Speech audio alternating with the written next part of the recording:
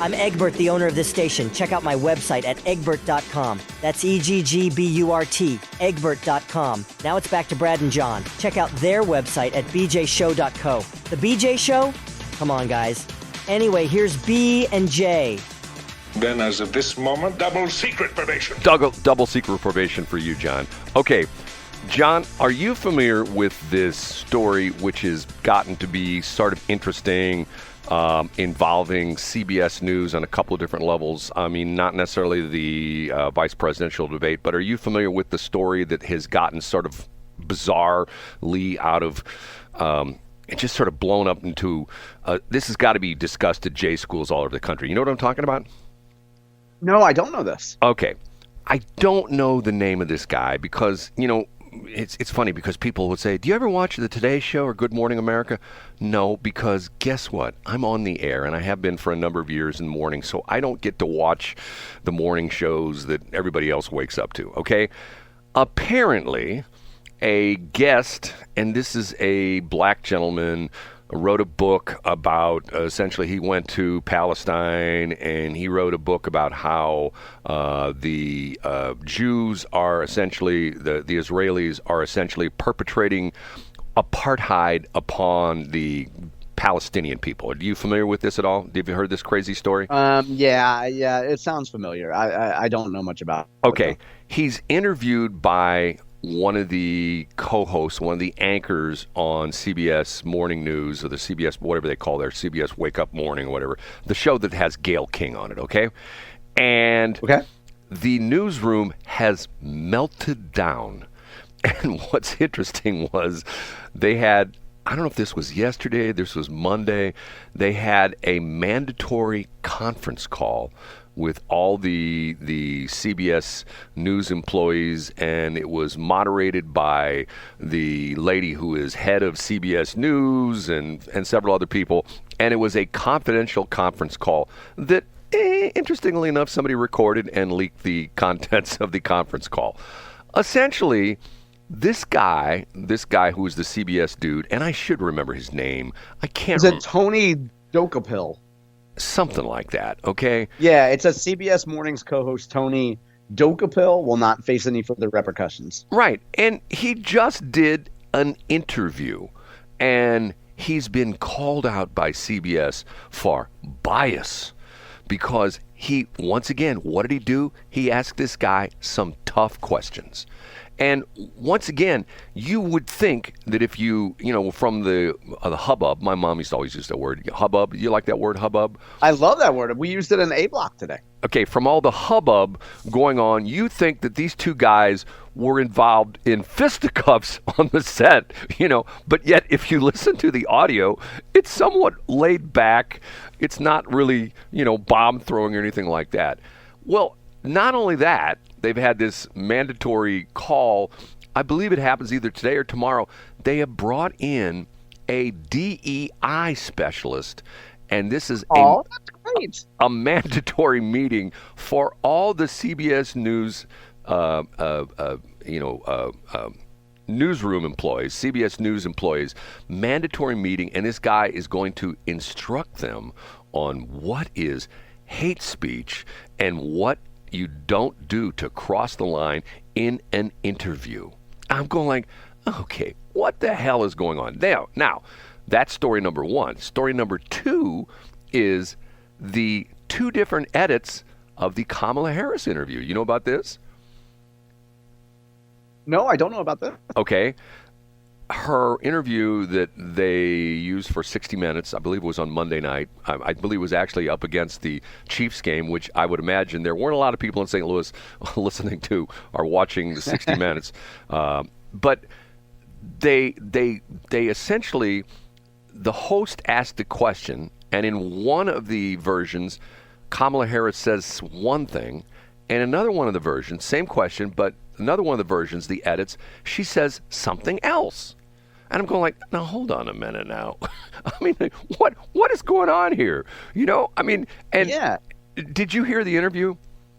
No. So I guess my question for you, Brad, is did 60 Minutes edit it, or did Kamala Harris's campaign say, hey, we'll do this interview, but we want the ability to go back and look at it before you guys run it? I can't answer that question because I don't know myself. That's a question that some people are asking. Some people are saying that, okay, hold on a minute. Why are there two versions? Why are there two versions of this question? Why is there the same question has been asked, but there's two different versions of the answer?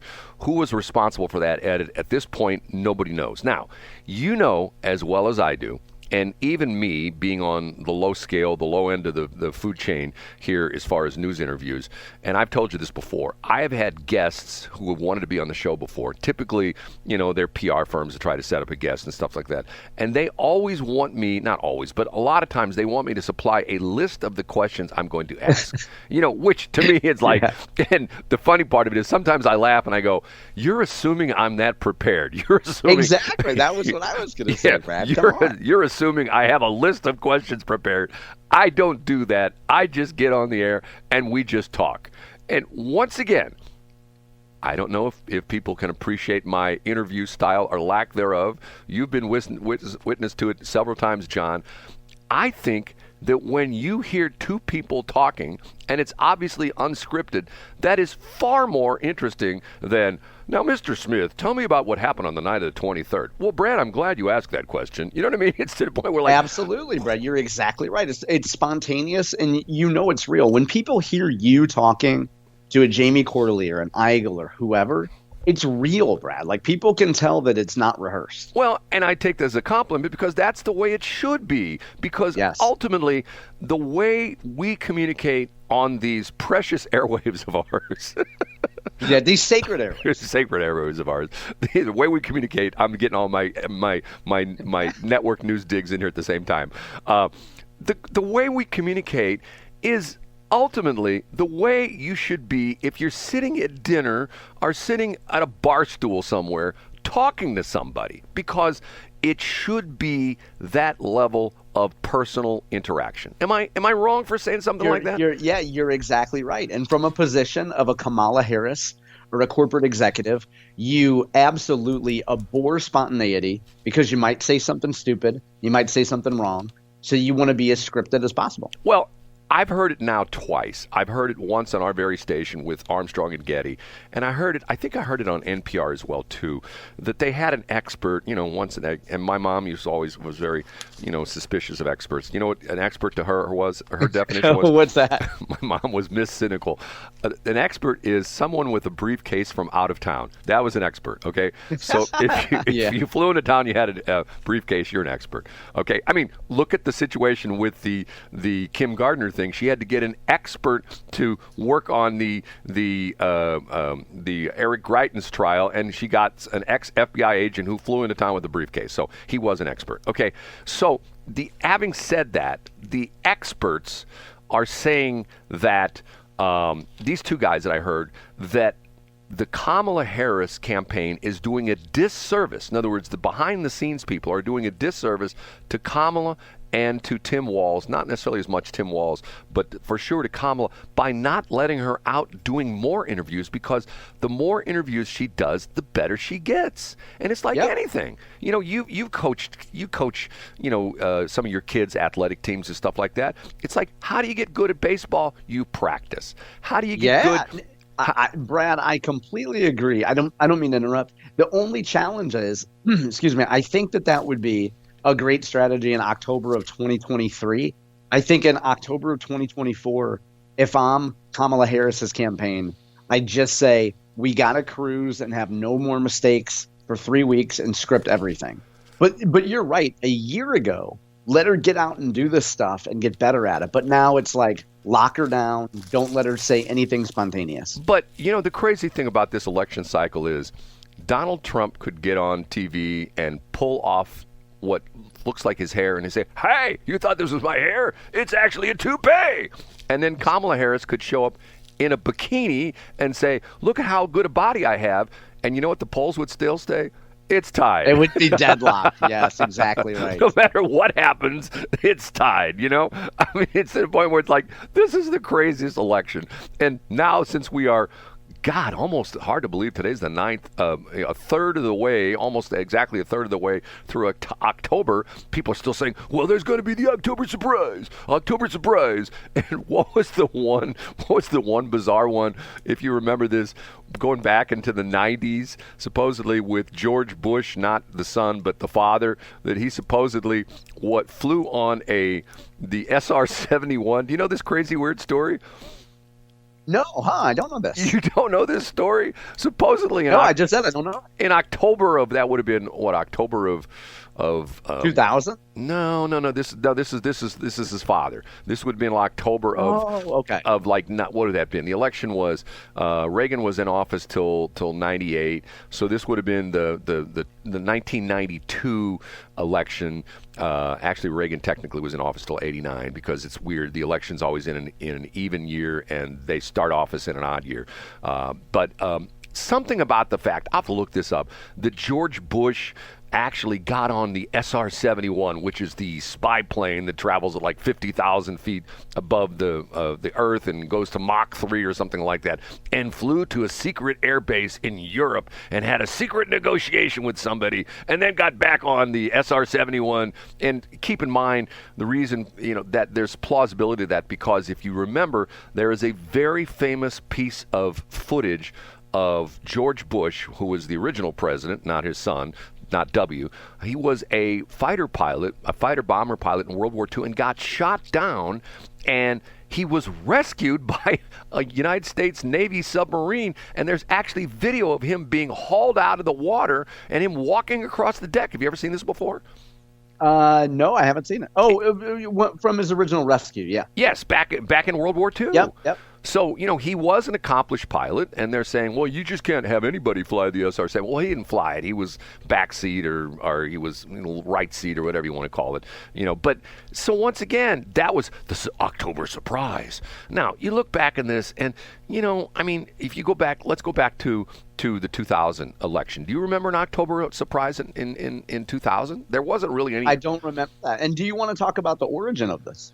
Well, you go, because the origin of this, right? Yeah. So when Ronald Reagan was running against Jimmy Carter in 1980, the Reagan campaign was preparing voters for what they called an October surprise, and they started preparing the media at the time, so that'd be mainstream networks and such, with the idea of, hey, don't be surprised if Jimmy Carter finds some kind of a way to work out a deal to free the hostages in Iran right before the election. That's what he's going to do. It's a political ploy.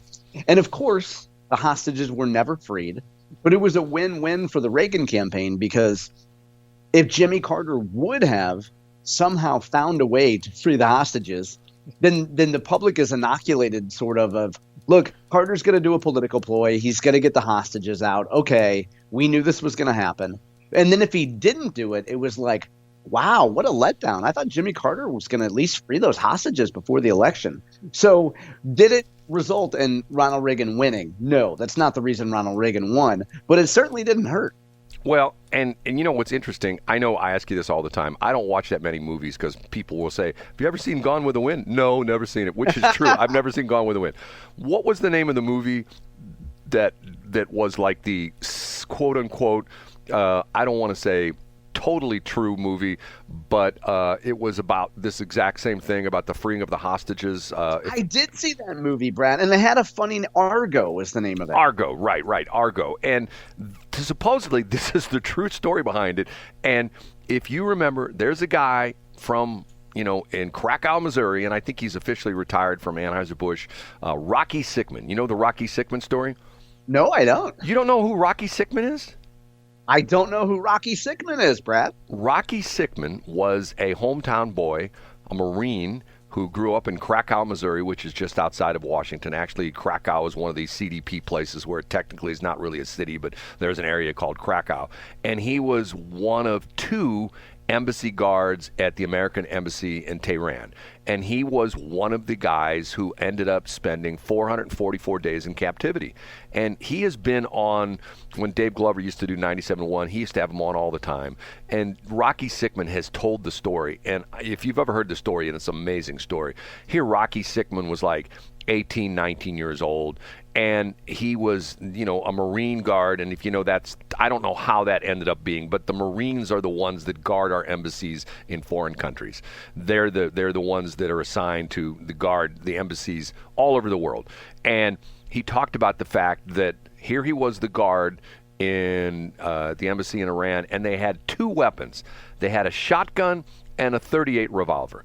And he talked about the fact that the students broke down the fence. This was supposedly the students broke down the fence and ultimately broke into the embassy.